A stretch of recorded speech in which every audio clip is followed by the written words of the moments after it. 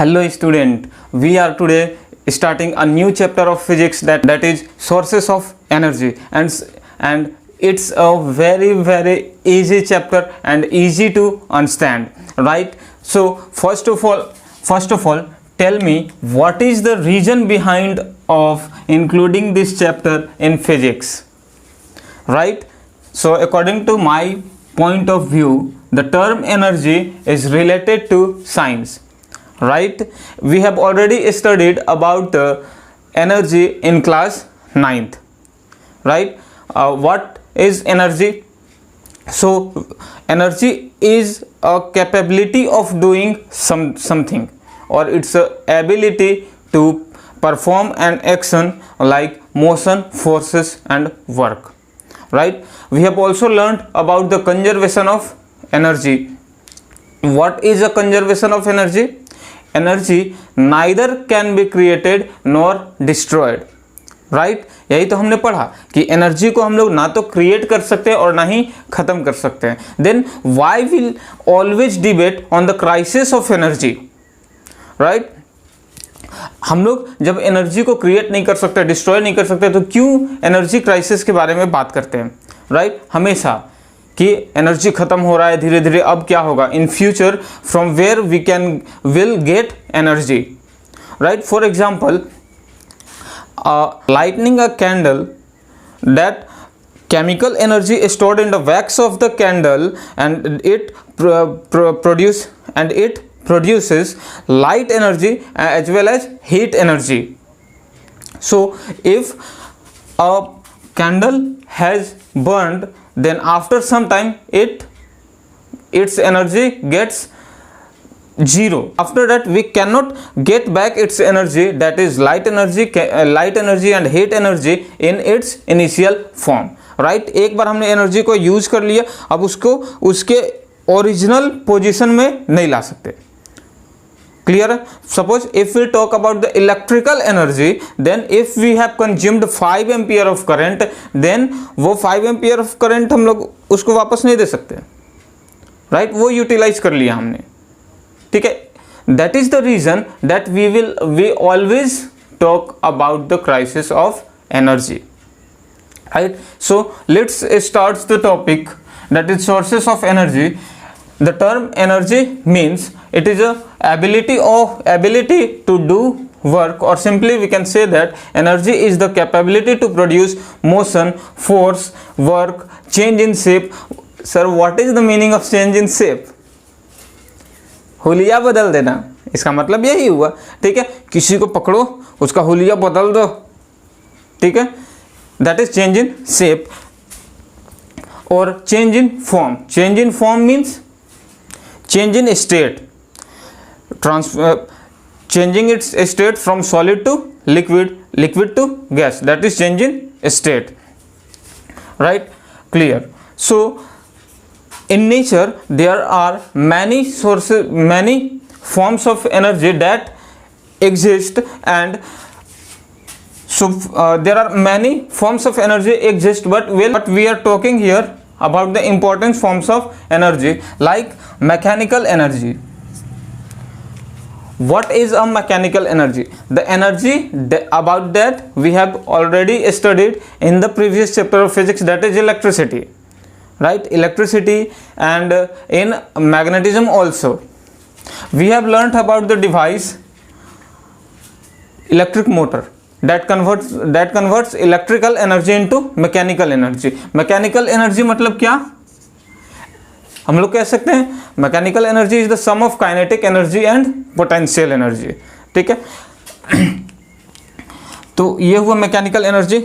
किसी चीज को, टरबाइन को घुमा रहे हैं, वहां पर कौन सा एनर्जी हो रहा है? मैकेनिकल एनर्जी प्रोड्यूस हो रहा है, right? After that heat energy.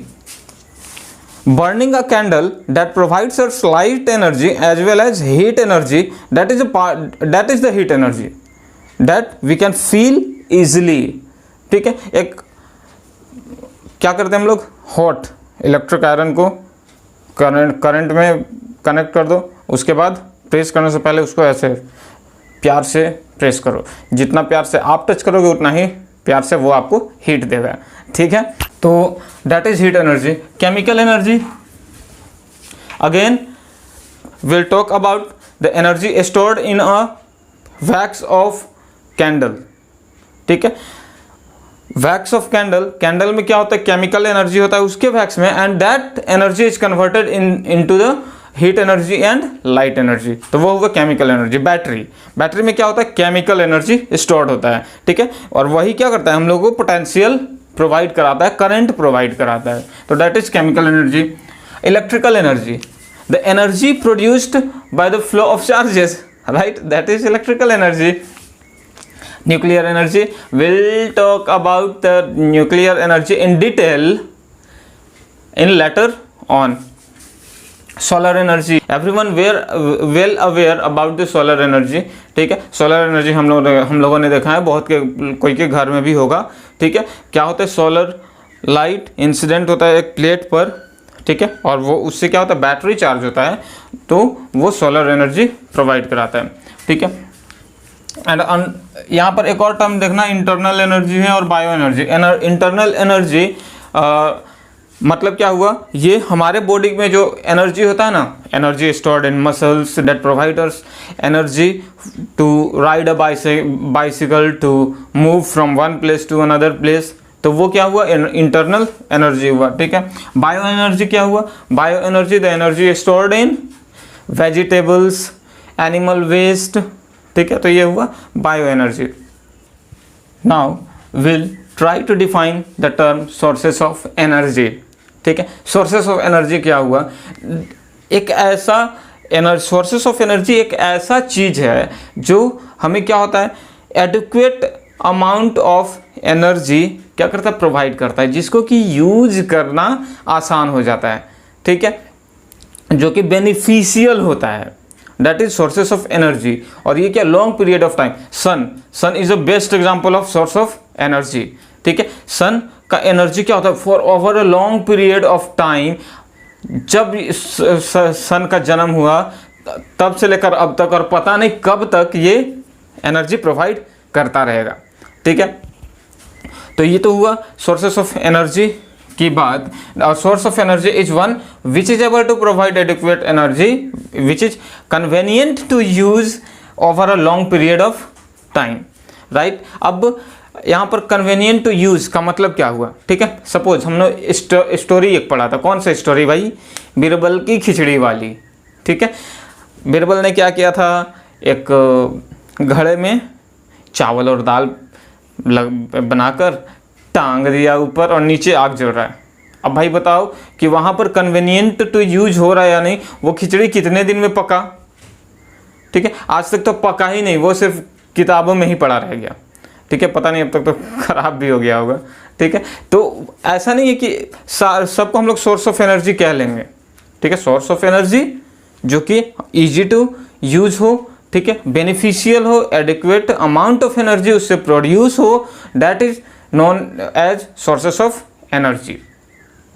Right, तो ये हुआ हम लोगों का मतलब सोर्सेस ऑफ एनर्जी का. Now a good source of energy, we'll talk about the good source of energy. So for that let's take some topics, some points that we remember. Input, तो इसको समझने के लिए कुछ हम लोग मैथ्स का ट्रिक अपनाएंगे. ठीक है, मैथ्स भी पढ़ता है, उसमें भी पढ़ लो. इनपुट, इनपुट का मतलब क्या हुआ, the energy required to use a fuel. ठीक है, एक फ्यूल को यूज करने में कितना एनर्जी लग जाए उसको हम लोग क्या कहेंगे, इनपुट. ठीक है, output, output is the energy produced after the using fuel. अब फ्यूल हमने यूज कर लिया, उसका आउटपुट हमें कितना मिला, आउटपुट एनर्जी कितना गेन किया हमने, that is output. So the useful energy is the difference of output and input. ठीक है, अब हमने एनर्जी कितना यूज कर लिया. ठीक है, वो कैसे निकालेंगे, आउटपुट माइनस इनपुट. सर समझ में नहीं आया, फिर से समझाओ. तो बताता हूँ. मेरे घर में ना जो एनर्जी यूज होता है वो हमारे घर में अभी भी चूल्हे पर खाना बनता है.